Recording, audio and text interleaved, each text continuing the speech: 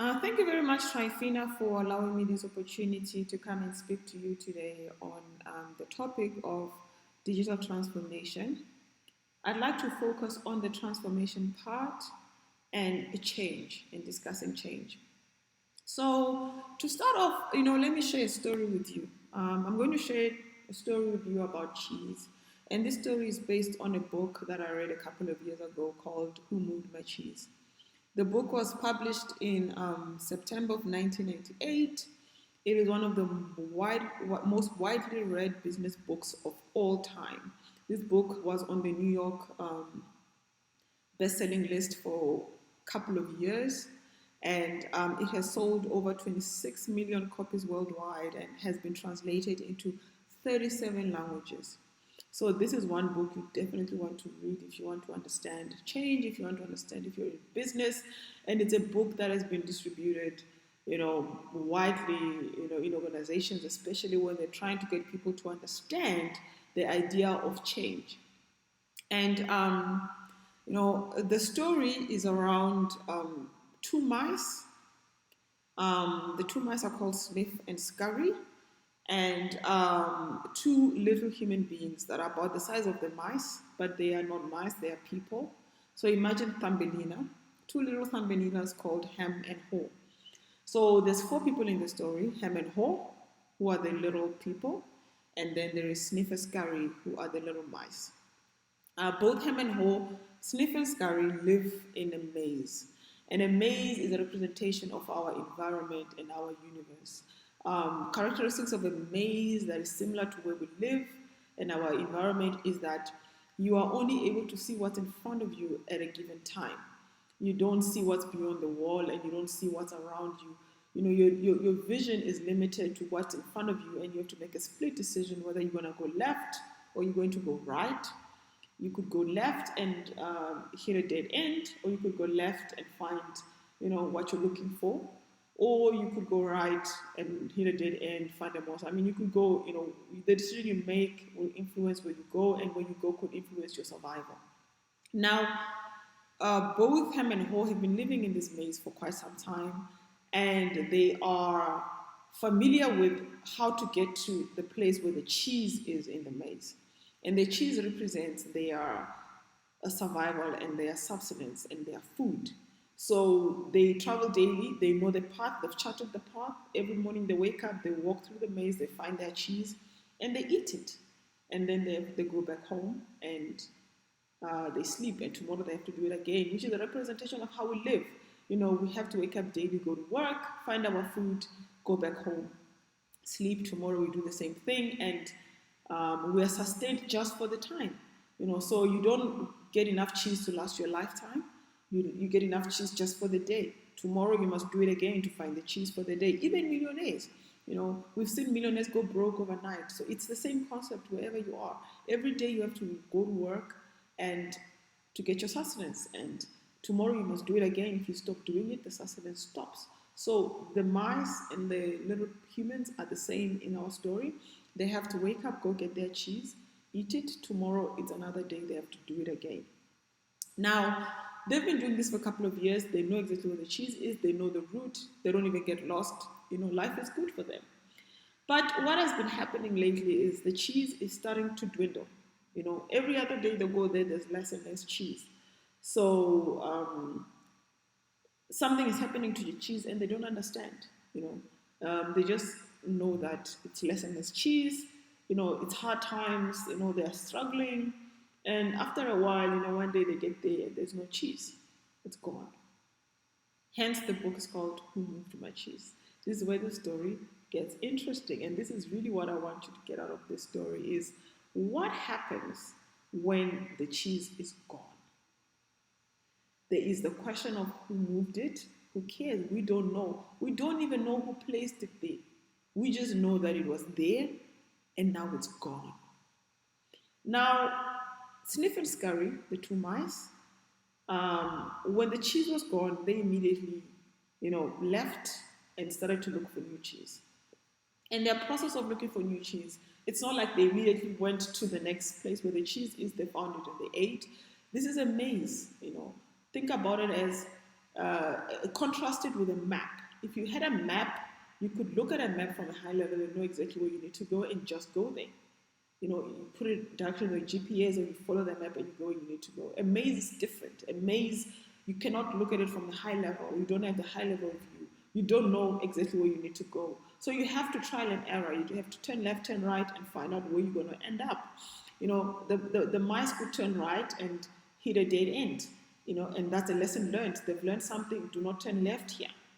Learning experience, and in business and life is the same. We trial and error a lot of things. We're living in a maze. You could try this business idea and it doesn't work out, and you lose a lot of money, and lose a lot of time in the process. But that is a process of learning. Now you know what doesn't work. We know the famous quote by Thomas Edison, "I found 1,000 ways not to make a light bulb." You have to try things until you find the right way. This is a concept in many things. This is a concept that's applied in many areas of life. So the mice tried and error, moved around the maze. They figured out where is a dead end, where's not a dead end, and eventually they came across the new place where there was cheese. They found the cheese eventually. The difference between the two mice and Ham and Haw was that Ham and Haw did not immediately go out to look for cheese. Ham and Haw stayed behind at the place where there was no cheese. And what Ham and Haw did, the little humans, they started to argue with each other. "Oh my gosh, who moved the cheese? The government is not supplying us with cheese. We are in trouble." And they started to fight amongst each other. "But oh, you ate too much cheese." We started blaming each other and fighting. But the main point is it's irrelevant what they're fighting about, how they're blaming each other. What's relevant is there is no cheese and they're not getting sustained. So as much as they're fighting, as much as they're arguing, as much as they're blaming everyone else, it does not change the fact that they're in a place where there is no cheese. So if you apply this to real life, you will learn that complaining, arguing, it doesn't matter if the government is wrong. It doesn't matter if it's unfair. It is unfair that we wake up one day and coronavirus has hit and your business has to be closed down. It's unfair. It's not right. Where did this virus come from? We don't know. Did it come from bats in China? We don't know. Maybe. And all of that doesn't matter. Is there going to be a vaccine? We don't know. So sitting and analyzing the situation, what happened, how did it happen, where did it come from, it's irrelevant actually if you think about the mice that need to eat cheese. So if you're sitting in that and trying to break down the situation and figure out what, how, when, who, the bottom line is at the end of the day, you're going to go back home and sleep and you have not found any cheese. Whereas the mice, sniff and scurry on the other hand, did not sit and think and argue and question it. They just left immediately. They found the cheese and they are eating the cheese. So over time, Ham and Haw started to think, you know what? We're still not getting any cheese. We're sitting here, I know we're arguing, but we're in this place with no cheese. But there's no cheese, we are hungry. Right? Now Haw started to question and started to say, let me start looking for this. Let me go out and start if I cannot find cheese. So he started going out and investigating, learning, the maze, finding a little bit of scrambles of cheese here and there, coming back home, telling Ham, you know what, hey Ham, I found a little bit of cheese on the way the other day. I know it's not much, but it, and Ham wouldn't listen. Ham was just this angry person, refused to move from the station because that's what he knows. That's the comfort. That is what he knows. That is what he's used to. People do not want to move away from what they're used to. Zoom works. Why must we use some other software that doesn't work? They're going to stick there if they have to pay for it, if they have to. They don't want to move from what they know. This is what we know. This is what works. This is what we're used to. So you cannot even convince that person to move, even if you show them, but look, I found a little bit of cheese there. I know it's not perfect, but, let's go. And Ham just refused to move. He refused. He said, I'm not going anywhere. And Haw went on his own way. But he thought of Ham as he was going, and he thought of, let me leave some, directions for him along the way, and he started to write along the wall. The writing is on the wall, and he started to write along the wall his experiences, his learnings, everything he had learned. Like reading books. People have written about their experiences and how they navigated this maze called life. And he started to write along the way that whenever Ham decides to move, I'm not going to stay behind. Whenever he decides to move, he can follow me, and he will find this writing on the wall. And if he can read the writing on the wall, he will find his direction. So the writing is always on the wall. Somebody wrote it there, and it's up to you to look at the writing on the wall and find your direction, right? So Ham has to decide to open his eyes and read the writing on the wall. It's up to him. But if he doesn't, he will stay there where he is. And Home moved away, and eventually he also found the new station with cheese, and he found the mice, and then he was happy. But he left the directions for Ham on the wall. It's up to Ham to read the writing on the wall and decide if he's going to move from his station. So that's really the story. And I'm just going to spend a little bit of time, going through this writing, this writing on the wall. There's a couple of things that Ham wrote. He wrote, change happens. The time of coronavirus is just one example of change. But change happens no matter what. Change will always happen. It's something that will come whether you want it or not. The second thing, anticipate change. Be always on the lookout that change is going to happen, and anticipate. The cheese did not disappear overnight. It was dwindling over time until it was gone. Anticipate that, monitor that change happens, and then adapt. Try to find where is the cheese going to. We might not understand who put the cheese there. We might not understand where did the cheese go. We might not even understand why it happened. But monitoring and adjusting to what is actually happening, adapt to the change. Okay? Then do change. Do not refuse to change. And enjoy the change when it happens. And be ready to change again. Know that it will happen again in the future, and you might have to again change. Now, let's look at coronavirus specifically. The shutdown happened. That was the change. Okay? You lost money. Businesses lost money. People lost jobs. People don't have food. Shit happens, right? Supply chains were affected. Customer priorities shifted. Okay? This is looking at the glass half empty. I want you to look at this virus, the left and the right-hand side of it. And look at the one side, the one I just read through from 1 to 4. This is what happened. If you look at the glass half full, half empty, you've lost money. Even things that you can sell, you cannot get supplied. Everything, the world has gone to bits. The world has gone to shit, and you are faced with the situation as it is. But the other side of the virus is, let's look at the glass half full, right? The customer priorities has changed. Suddenly, people are no longer buying makeup, right? Maybe you're selling makeup. People are no longer buying makeup. But what are people buying? Okay? People's priorities have shifted. Suddenly, people are spending more time on Netflix. Netflix sales are going up the roof. Zoom sales are going up the roof. Okay? Online sales are going up the roof. Things that people can do at home. I'll give you a couple of good, neat examples. People are now exercising at home, right? Maybe you own a gym. Can you not put together exercise videos, home exercise skills, nice, interesting things to do at home to keep fit? How to do more with less? How to utilize the time that you've got to exercise. People are online, people are on their phone. What can you sell people as far as exercise is concerned that they can consume within their own homes? Okay? Think outside of the box. Okay? Perhaps you were selling clothes and now suddenly nobody's buying clothes. Can you not use the material to sell masks instead? There's big companies like General Electric in the US that manufacture cars. Who's driving anymore since we're in lockdown?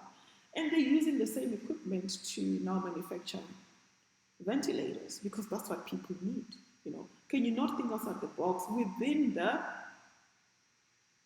constraints that you already have of your business, what you already have, to try and meet the shifting customer priorities and supply what clients need today in the time of coronavirus?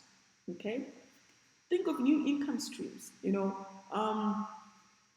Online is where everything is at right now. The World Wide Web is happening. Anything that you can supply online, that you can sell online, that is the future. Can you structure? I mean, I discussed with one of my clients, Trifina, who actually allowed me to do this presentation here today, and she offers coaching lessons all the time, and she always wants to see people in person to do coaching lessons. And I said to her, can we not take these coaching lessons and package them nicely into an online course? Have you seen online learning websites like Udemy and Udacity? Can't you do something like that and sell your courses or supply your courses in nice little online packages that people can consume in their own time? Can't you modularize your content, record your videos, do online courses, create a website, boom, and you're good to go. You have to now start, what can you do online with your content and with your material and what you're using? No, I gotta see people, I gotta do vision boards. No. Don't be like him. Okay? Change is here today. Change is here. Today, you cannot sit across a person to look into their eyes and tell me your vision board. No. But maybe you can look into their eyes through Zoom and do it that way, right? If you meeting a person daily for coaching lessons, you're only going to be able to coach one person per at a time. But if you had a course, a coaching lesson online that you put online, that anybody can consume in their own time and watch your video, do your exercises online, guess what? You could be coaching 10 people at a time. You could be coaching people outside of your geographical location. Somebody could be sitting in Iceland and go onto your website and consume your coaching in Iceland. That is the power of the World Wide Web. That is change. Can we think about how to take what we already have, package it in a way that we can reach people better in this time of coronavirus? Just some ideas, and I'm just talking on top of my head right now, right? Digital transformation is the use of new and fast, frequently changing digital technologies to solve problems. You have to think about, like in the maze, plan A might not work, plan B might not work, but you have to trial and error, So maybe you're going to try packaging your online course and it doesn't work. You're going to try something else. The point is to keep moving. The point is not to stay in the same place like hem and haw and complain about the damn government and where did this coronavirus come from. No, the point is to keep moving. So you're going to try this and maybe it doesn't work, nobody buys your online courses and you lose a lot of money doing it. But as long as you're moving forward, eventually you will find the place. If you move long enough, obviously you don't run out of resources in the process of moving forward, but you have to move forward. If you stay in the same place, you are guaranteed to never find the cheese. If you keep moving, you might not find the cheese. You might spend time finding the cheese and cost you a lot of money in the process of finding the cheese. You will eventually find the cheese. The only question is how long it will take you and how much it will cost you. Keep that in mind. If you stay in the same place, you will never find the cheese. If you keep moving, you will eventually find the cheese. It's just a matter of how long it will cost you and how long it will take for you to find the cheese. This concept can be used in any scenario in life. And I like to have this discussion with my mother with regards to betting the lottery. She likes betting the lottery. She's like, you know what? I love, bet the lottery. I've never won a bet my whole life. That your chance of winning the lottery is 1 in a couple of million. Let's just pick a number randomly and say it's 1 in 400 million chances of you winning the lottery, right? If you use the lottery example, it means you have to bet the lottery 400 million times, and maybe you win it once in 400 million. Now, if you never bet the lottery, you are guaranteed you will never win it. But if you bet it 400 million times, you are guaranteed you will win it at least once. Now, obviously, in your maze, the odds are not 1 in 400 million. The odds are 1 in 10 or 20 or whatever. The odds are much, much better for you, which means eventually you will get it right. It's just a matter of how long it will take you and what it will cost you. And that concept, even with the lottery, like I'm saying, eventually you will win the lottery if you can bet it 400 million times. Okay? But if you get my concept here, if you don't, you will never. If you do, it's a matter of probability and cost. Okay? Now, one of my favorite quotes, at least 400% of all businesses will die in the next 10 years if they don't figure out how to change the entire company to accommodate new technologies. So hem and haw that do not move are guaranteed to die. And businesses that don't change, in the next 10 years, they'll be gone. Let's take Nokia for an example. 10, 15 years ago, was it 15 years? I can't remember exactly. Around 1998, they were the biggest mobile company in the world. Anybody and everybody had a Nokia. People had 2, 3 Nokias. It was like even termed the keyring because people took it everywhere, right? Nokia, today, I don't know if anybody knows Nokia. 10, 15 years later, they're gone and now everyone has an Apple device, right? What happened there?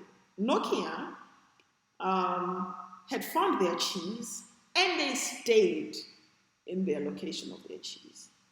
When the cheese moved, they did not anticipate, monitor, or adapt.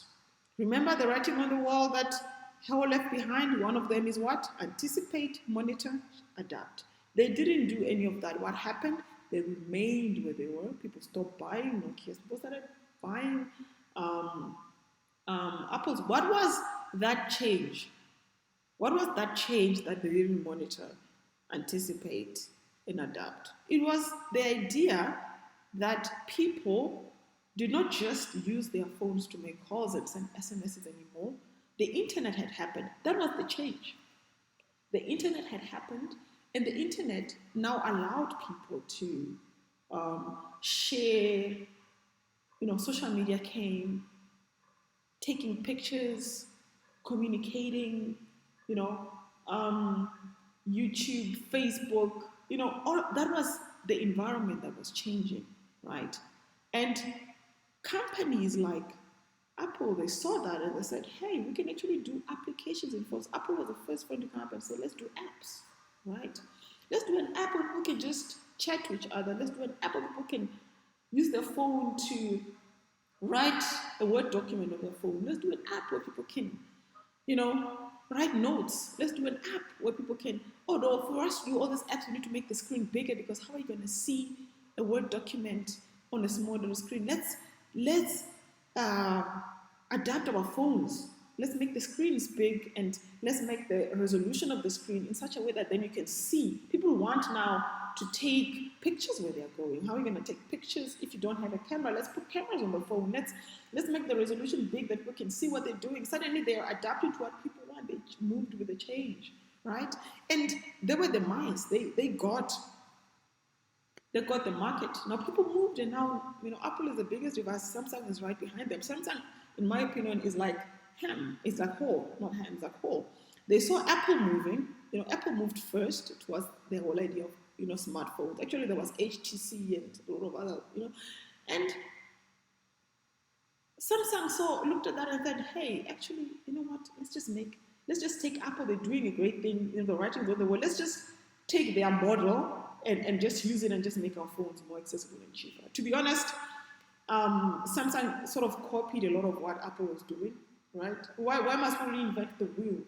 Why must we try new? This is what works. The writing was on the wall. They read the writing on the wall and they followed the writing on the wall. And then they're also as successful. Yes, there was a lot of cookies, and we all know how, Apple sued, and they sued each other. The suing that went back and forth. I mean, does it matter today how much Samsung was sued? Does it matter? Do you think they care? I mean, they've got the market share and they're making probably more money than they made than what they had to pay fines towards Apple. The point is, they saw the writing on the wall. They just reused what the other person did. They followed their footsteps, their breadcrumbs, and they did exactly what the other person did, and they were just as successful, right? So sometimes you don't have to reinvent the wheel. You just have to read the writing on the wall, right?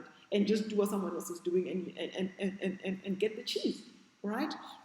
So those are a couple of examples I wanted to talk about. Google, I mean, look at Google. Oh my gosh, Google forged their own path, right? But Google today, to be honest, they started a little bit following Yahoo. Yahoo was bigger before Google, and then Google came. But Google really expanded. Google is no longer just a search engine. I mean, what is Google is more powerful than any government right now. Google knows everything about everyone in the world today. If you they've got so much information, and if you knew, it would shock you how much information Google has on you, because they have just, Google is powerful. Google can make and break industries today. Google can just decide today, okay, let's shut down advertising for cryptocurrency exchanges, and boom, the whole industry goes down. They have that much power, but they didn't have that much power overnight, right? They built it, they saw the writing on the wall, they adapted, they went with the change. Now they're the biggest company. Their greatest power today, in my mind, is not that everybody needs Google research. Their greatest power today is they can make and break industries overnight. They can make you, they can break you if they want it. Google is powerful beyond words, and you gotta embrace change. And I wanna end this off with a quote of my own. You will change. Change will happen. You will change either in the sanctuary, or you will change in the storm. It's your choice. And I'd like you to change in the sanctuary, where you are in control of your own change, instead of hustling and changing in the storm, or going extinct like the Nokias of this world, okay? And the book I talked about, go read it. If you haven't read it, I'm sure half the people looking at this presentation have read this book. But if you have not, go find it. There's lots of free copies now. It's the most widely distributed business book, in my opinion. Take a couple of hours to read it. It's a very thin book. Just go straight to the point. You can read it in a day. And get in touch with me by email. Visit our website, tinysoftware.com. Leave us a note. Get in touch.